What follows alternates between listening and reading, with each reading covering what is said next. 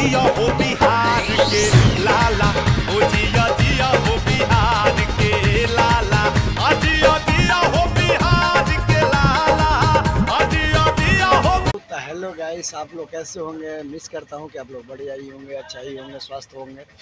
तो मनीष भैया आ गया बाहर फिर से, अब करेंगे सबको रिलाई।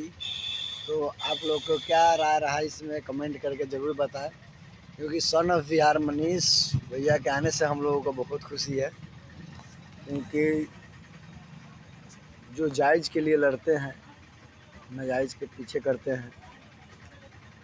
बिहार को बदलना है, बिहार को विकास करना है, तो मनीष भैया आ गए हैं।